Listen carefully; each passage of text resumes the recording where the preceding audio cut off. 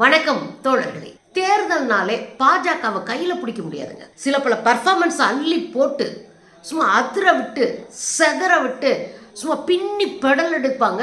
அவ்வளோ பர்ஃபார்மன்ஸ் பண்ணுவாங்க. தேர்தலில் மட்டும் இல்லை, பொதுவாகவே பர்ஃபார்மன்ஸ்ல பாஜகவை அடிச்சுக்கவே முடியாதுன்னா பாருங்களேன், அந்த அடி அடிப்பாங்க. இன்னைக்கு என்னன்னு கேட்குறீங்களா? நேற்று பூரா ஒரு வைரல் வீடியோங்க, பயங்கர வைரல் வீடியோ. அது பார்க்குற எல்லாரும் பாருங்க பாருங்க, அமித்ஷா உள்துறை மந்திரி அவருடைய ஹெலிகாப்டரை சோதனை பண்ணிட்டாங்களா தேர்தல் ஆணையம். தேர்தல் ஆணையம் கட்ஸுப்பா அப்படின்னு வைரல் பண்ணுறாங்க. இன்னொரு பக்கம் தேர்தல் ஆணையம் அமித்ஷாவுக்கு செக் வைத்தது, அமித்ஷாவினுடைய ஹெலிகாப்டர் சிக்கியது, அதை சோதனையிட்டது. ஸோ முடியல சாமிங்களா, எப்படித்தான் பர்ஃபார்மன்ஸ் பண்ணுவீங்க? அதாவது பாஜக பர்ஃபார்மன்ஸை கீழே தள்ளி விட்டு அப்படி துண்டா பர்ஃபார்மன்ஸ் பண்ணது தேர்தல் ஆணையம். ஏதோ நாம சின்ன குழந்தைங்க மாதிரியும் ஒரு விவரம் தெரியாத மாதிரியும் இவங்க பர்ஃபார்மன்ஸ்லாம் பார்த்து கை தட்டுற மாதிரியும் அதுக்கு நினச்சிக்கிட்டு ஆளுக்கு ஒரு நாடகத்தை போட்டுக்கிட்டு இருக்குங்க. ஒரு நல்ல ஞாபகம் வச்சுங்க, கடந்த ஒரு வாரமாக கிட்டத்தட்ட 10 நாளாக பாஜக பண்ண அயோக்கியத்தனம் இருக்குல்ல, தேர்தலில் அவ்வளோ அயோக்கியத்தனம் பண்ணியிருக்கிறாங்க. ராகுல் காந்தி அவர்கள் ஹெலிகாப்டர்லேயே உட்காந்துட்டாரு. பரப்புரை பிரச்சாரத்துக்கு ஜார்க்கண்ட் போறாரு. ஜார்க்கண்ட் போன மனுஷனை ஓரமாக உட்கார வச்சுட்டாங்க. கிட்டத்தட்ட 2.5 மணி நேரத்துக்கு மேல உட்கார்ந்துருக்காரு ஒரே இடத்துல. ஹெலிகாப்டர் பறக்க தடை. என்ன ஏன்னு உள்ள போனா, ஜார்க்கண்ட்ல கோடா மாவட்ட பகுதியில பிரச்சாரத்திற்காக கிளம்பியிருக்காரு ராகுல் காந்தி. அதுவும் அந்த பிரச்சாரம் என்ன தெரியுங்களா? பிர்சா முண்டா, உங்களுக்கு இங்க கேள்விப்பட்ட மாதிரி இருக்கா? இந்த RRR படத்துல ஒரு கடைசியா ஒரு பெரிய உருவத்தை வச்சு ஆடுவாங்க. அவர் இந்திய விடுதலைக்காக போராடினவர்னு சொல்லுவாங்கல்ல, ஒரு பழங்குடி இனத்தினுடைய தலைவர். பிர்சா முண்டா ஆங்கிலேயர் எடுத்து பயங்கரமான போராட்டத்தை களத்தில் செஞ்சவர், பழங்குடி மக்களை திரட்டினவர். அவரை பற்றி நீங்கள் உங்களுக்கு நிறையவே தெரிஞ்சிருக்கும். அந்த பழங்குடியின தலைவனை கொண்டாடுவதற்கு, அவருடைய ஜெயந்தி அதை கொண்டாடுவதற்கும் பழங்குடி மக்களினுடைய பேரணியில் கலந்து கொண்டு உரையாற்றுவதற்கும் ரெடியாக தயாராகி போய் ராகுல் காந்தி உட்கார்றாரு ஹெலிகாப்டரில். உட்கார்ந்தா ஹெலிகாப்டர் பறக்க தடை விதிக்கப்பட்டது. யார் தடை விதிச்சது? விமான போக்குவரத்து கட்டுப்பாட்டு நிறுவனம் தடை விதிச்சிருக்கான். எதுக்கு தடை விதிச்சிங்க? இங்கே பெரிய பெரிய தலைவர்கள் எல்லாம் பிரச்சாரத்துக்கு வந்திருக்காங்க. பெரிய பெரிய தலைவர்கள் எல்லாம் இங்கே மக்களை நின்றுட்டு இருக்கிறாங்க. அவங்க பாதுகாப்பு கருதி அவங்க இருக்கிற இடத்துக்கு மேலே எந்த ஹெலிகாப்டரும் நாங்கள் பறக்க விட மாட்டோம் அப்படின்னு வான ஊர்தியை கட்டுப்படுத்துகிற அமைப்பு சொல்லுதான். என்னையா அது கொடுமையாக இருக்கு. முதல்ல பர்மிஷன் வாங்கியாச்சு, உங்கள்கிட்ட லெட்டர் வாங்கியாச்சு, அனுமதி பெற்று ஷெட்யூல் போட்டு இத்தனை பேர் போகிறோம், இங்கே போகிறோம், முதல்ல இந்த இடத்துல இத்தனை மணிக்கு, அடுத்த இடத்துல இத்தனை மணிக்குன்னு எல்லாத்தையும் கரெக்டாக எழுதி கொடுக்கணும். அப்போ தான் பர்மிஷனே கிடைக்கும். அப்படி எழுதி கொடுத்து பர்மிஷன் வாங்கி ரெடியாகி ஹெலிகாப்டரில் ஏறி ராகுல் காந்தி உட்கார்ந்த பிறகு விமான போக்குவரத்து கட்டுப்பாட்டுல என்ன சொல்கிறாங்க அந்த நிறுவனம், அதெல்லாம் பறக்கக்கூடாது, ஜி வந்திருக்காரு, அவருக்கு பிரச்சனை ஆயிரும், நோ நோ அப்படின்னு இருக்கிறாங்க. கிட்டத்தட்ட 1.25 மணி நேரம் 2 மணி நேரம் அவர் வாட்டு உட்கார்ந்துருக்காரு ஹெலிகாப்டர்ல. பாருங்களேன்.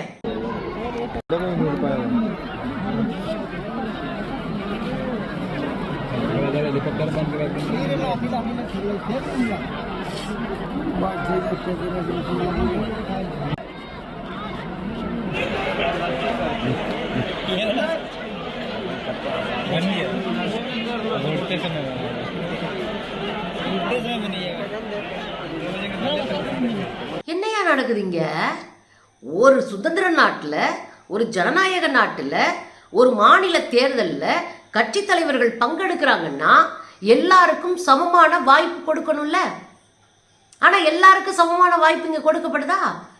ஏதோ பிஎம் மோடி தான் இந்த நாட்டினுடைய ஜனநாயகத்தை காப்பாற்ற பிறந்தவர் மாதிரியும், அரசியல் சாசன சட்டத்தை அவர் தான் நட்டகமாக நிப்பாட்டுறது மாதிரியும், அவர் தான் உண்மை விளம்பி மாதிரியும், வாயை திறந்தா பொய்யும் புரட்டும் கள்ளத்தனமும் வெளியே வர்ற இந்த நாட்டினுடைய தலைமையான அமைச்சராக இருக்கக்கூடியவரே இந்த மாதிரி கேடுகட்டத்தனத்தை பண்ணலாமா? இதுக்குள்ள என்ன அரசியல் இருக்கு தெரியுங்களா? ராகுல் காந்தி அவர்களை சரியான நேரத்தில் போய் இறங்க விடக்கூடாது. பழங்குடி மக்கள் ஆர்கனைஸ் பண்ணி இருக்கக்கூடிய அந்த பேரணியில் கலந்துக்க விடக்கூடாது. அவங்களோட பேசி இவர் உரையாடி ஒரு நெருக்கத்தை உண்டாக்கி அதன் மூலமாக அன்பை பெற்று அதன் மூலமாக வாக்கு வங்கியாக அந்த கூட்டத்தை மாற்றிடக்கூடாது. இதுதான் அவங்களுடைய எண்ணமே. இதுக்காக தான் இவ்வளவு அயோக்கியத்தனத்தை பண்ணி வச்சிருக்காங்க இந்த பாஜக கும்பல் சேர்ந்து. அதுக்கு கூட்டணியா நின்று உடந்தையா நின்று ஜால்ரா போட்டது தேர்தல் ஆணையம். என்னது அயோக்கியத்தனமா இருக்கு. சரி, இங்கதான் அப்படின்னா அதே ஜார்க்கண்ட்ல இதுக்கு முன்னாடி என்ன நடந்துச்சு? ஹேமந்த் சோரன் அவர்களை வழக்குன்னு ஒன்று செட்டப் பண்ணி அவரை தூக்கி ஜெயிலில் போட்டாங்க. கடைசியில் அவரை ஜாமீன் கொடுக்க மாட்டேன்னு தூக்கி உள்ள வச்சது இங்க அமலாக்கத்துறை. அதை எதிர்த்து யாரு உச்ச நீதிமன்றம் நேரா வந்து பாஜக மண்டையில 4 தட்டு தட்டி இவரை ரிலீஸ் பண்ணாங்க. அது பெரிய போராட்டமாச்சு, நீங்க பார்த்துருப்பீங்க, அதை நம்மளும் பேசியிருக்கிறோம். ஏற்கனவே அதெல்லாம் செஞ்சு முடிச்ச கும்பல் தான் தேர்தல் களத்துல என்ன செய்யறாங்கன்னு இருக்குல்ல. ஒரு பக்கம் அவருடைய பர்சனல் செக்ரட்டரியோடைய வீட்டை அட்டாக் பண்ணி அவங்க ஐடி ரைடு நடத்தி வேலை செய்ய விடாம தடுத்து ஒரு பக்கம் நிப்பாட்டினாங்க. ஒரு பேட் இமேஜை உருவாக்குறதுக்கு எல்லா வேலையும் பார்த்தாங்க. இந்த பக்கம் அப்படியே வந்தீங்கன்னா ஹேமந்த் சோரன் போற ஹெலிகாப்டர் இதே காரணம் சொல்லி நிப்பாட்டுறாங்க. இங்க வந்து மோடிஜி வந்து பிரச்சாரத்துக்கு வந்திருக்காரு, அதனால பிரச்சாரத்துக்கு வந்தவருக்கு இடையூறு வந்துடக்கூடாது, அவருக்கு ஆபத்து வந்துடக்கூடாது, அதனால வானத்துல எதுவுமே பறக்கக்கூடாதுன்னு இங்க வந்து தடை விதிச்சிருக்கிறோம், அதனால உங்க ஹெலிகாப்டரும் பறக்கக்கூடாது, நீங்களும் உட்காருங்கன்னு 2.5 மணி நேரம் உட்கார வச்சுட்டாங்க அவரையும். அதோட மட்டும் இல்லாம அவங்க இணையர் வர்றாங்க கூட, நீங்கள்லாம் அவரோட போகக்கூடாது, நீங்க வந்து வீட்டுக்கு போங்க அப்படின்னு அவங்கள வேற பத்தி விட்டாங்க. இப்ப அவங்க என்ன பண்ணிட்டாங்க, ஹெலிகாப்டர்ல உட்காந்துக்கிட்டு போன் வழியா அங்க ஆயிரக்கணக்கில் திரண்டிருந்த மக்கள் மத்தியில பேச ஆரம்பிச்சிட்டாங்க. போன் மூலமா அங்க இருக்கிற பொதுக்கூட்டத்தில் பேசுறாங்க. இந்த அம்மா பாருங்களேன், பாத்தீங்களா, போனை வச்சு பொதுக்கூட்டத்தில் பேசுறாங்க. இங்க இருந்தே என்னை தடை பண்ணிட்டாங்க, என்னை வரவிடல, பாஜகவும் தேர்தல் ஆணையம் சேர்த்தே இப்படி இடையூறு பண்றாங்க, மக்கள் தெளிவா இருங்க, இவங்களை தோற்கடிக்கணும்னு அவங்க ஹெலிகாப்டர்ல உட்காந்துக்கிட்டே பேசி முடிச்சு விட்டாங்க. சரி, இதுதான் அப்படி நடக்குதுன்னா இன்னொரு பக்கம் என்ன பண்ணாங்கன்னா, இவர் பறக்க இருக்கும்போது இவருடைய ஹெலிகாப்டரை கேப்சர் பண்ணி அதை சோதனை பண்றீங்கன்னு லேட் பண்றாங்க. முதல்ல பறக்க தடை, ரெண்டாவது சோதனை. சோதனை பையி பர்ஸ் அம்புட்டையும் பிரிச்சு பிரிச்சு பாக்குறாங்க. இனி என்ன ட்ரெஸ் எல்லாம் கழட்டி போட்டு உட்காருங்கன்னு சொல்லாம இருந்தாங்க, எல்லாத்தையும் பிரிச்சு பிரிச்சு பாக்குறாங்க. அவர் நல்லா தெளிவா கேட்கிறாரு, நீங்க இது மாதிரி அமித்ஷாவுடைய வண்டியை செக் பண்ணுவீங்களா, இது மாதிரி பிரைம் மினிஸ்டர் மோடியோடைய வண்டியை செக் பண்ணுவீங்களா, அது என்ன எங்களுக்கு மட்டும் பண்றீங்க அப்படின்னு அவர் கேட்டார்ல. இதுதான் அவங்களுக்கு உரைச்சது. ஏன்னா மக்கள்கிட்ட அவர் போய் பேசுறாருல, வேணும்னே எங்களுடைய பிரச்சாரத்தை கெடுக்க, எங்களுடைய பேச்சை கெடுக்க, எங்களுடைய தேர்தல் உத்தியை கெடுக்கிறதுக்கு, எங்களை தேர்தலை பிரச்சாரம் பண்ண விடாம தடுக்க எல்லா விதமான அயோக்கியத்தனத்தையும் பாஜக பண்ணுது மக்கள்கிட்ட அவர் போய் பேசுறாரு. அப்ப இதை திசை திருப்பணும்ல. ஒரு பக்கம் எதிர்கட்சி தலைவராக இருக்கக்கூடிய ராகுல் காந்தி அவருடைய ஹெலிகாப்டரை பிடிச்சி வச்சுக்கிட்டு பறக்க தடை. என்னங்க அவர் என்ன மேல இருந்தா குதிச்சாரு மோடி, ஒரு நாட்டினுடைய பிரைம் மினிஸ்டர், அவ்வளவுதானே. இவர் எதிர்கட்சி தலைவருங்க, ஏதோ பயங்கரவாதிகளை தடுத்து நிறுத்துற மாதிரி நிப்பாட்டுறீங்க. இதுதான் இந்த நாட்டினுடைய ஜனநாயகமா? இதுதான் அரசியல் நாகரிகமா? சரி, ஓகே.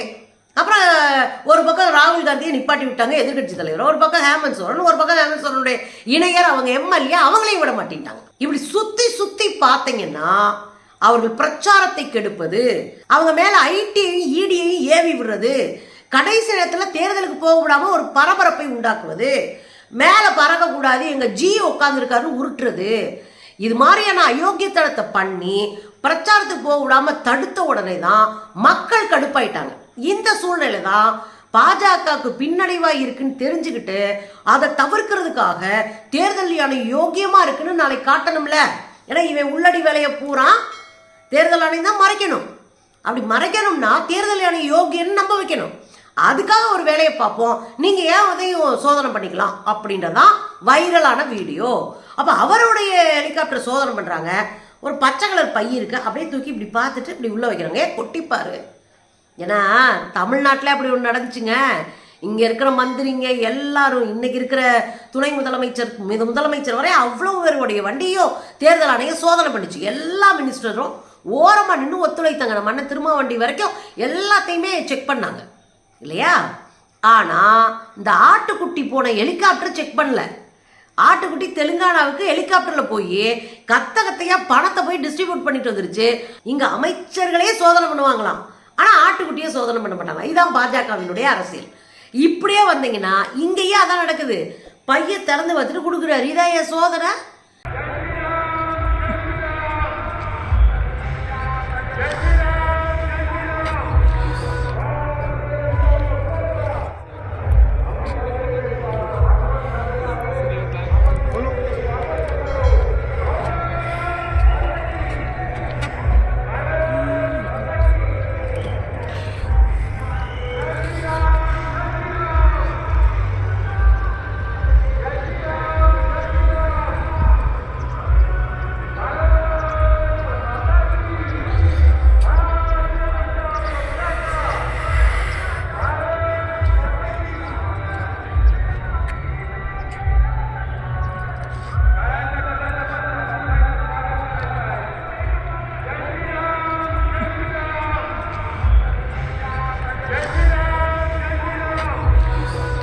இல்லை சோதனை செய்கிற மாதிரி நடிக்கிறீங்களே, கொஞ்சம் பெர்ஃபார்மன்ஸை துண்டா தூக்க வேண்டியதானே. அப்புறம் ஒரு பெட்டி அப்படியே போட்டு நோண்டி எடுத்து திறந்துட்டாரு. திறந்தா உள்ளேருந்து ஒரே ஒரு துணி எடுக்கிறாரு. அப்படித்தான் இருக்குதுல. இதெல்லாம் உருட்டு வேலைன்னு தெரியல. அப்புறம் அவங்க சுற்றி பார்த்துட்டு அடைச்சி வச்சுட்டு அதுக்குள்ளேயும் 4 பேர் பரபரப்பாகி வாங்க வாங்க வாங்கன்னு அதில் ஒருத்தர் அந்த கேமராவில் பிடிச்சி என்ன நாடகம். இதில் உச்சபட்ச நாடகம் என்ன தெரியுமா? அமித்ஷாவே இந்த செக் பண்ணுறத தன்னுடைய எக்ஸ்தலத்தில் போட்டு ஒரு உருட்டுனா இருப்பாருங்க. நேர்மையான ஆரோக்கியமான தேர்தலை பாஜகவும் விரும்புகிறது. இதில் யார் சொல்கிறான்னு பாருங்க. பாஜக நேர்மையான ஆரோக்கியமான தேர்தலை விடும். இங்கே எதிர்கட்சி தலைவரை பிரச்சாரம் பண்ண விடலை. அந்த மாநிலத்தினுடைய முதலமைச்சரை பிரச்சாரம் பண்ண விடலை. அவரை மேலே பறக்க தடன்னு 3 மணி நேரம் உட்கார வச்சு பல பொதுக்கூட்டங்கள் ரத்து செய்யப்பட்டிருக்கு. இது எவ்வளோ பெரிய அயோக்கியத்தனம்.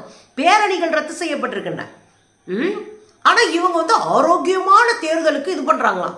அமித்ஷாவுடைய உருட்டெல்லாம் அவுட் ஆயிடுச்சுங்க. மக்கள் புளிச்சுன்னு துப்புறாங்க. இதெல்லாம் ஒரு கேடுகட்டுத்தனம் இல்லையா? எதுக்கு இந்த நாடகம்லாம்? எதுக்கு இப்படி அமித்ஷாவுடைய ஹெலிகாப்டரை தேர்தல் ஆணையம் அப்படியே பார்த்த மாதிரி எதுக்கு ஏன் நாடகம் நடிக்கிறீங்க? நீங்கள் தான் அம்பலப்பட்டு ரொம்ப நாள் ஆச்சே அப்படின்னு மக்கள் கடும் எதிர்ப்பை தெரிவித்திருக்கிறார்கள்.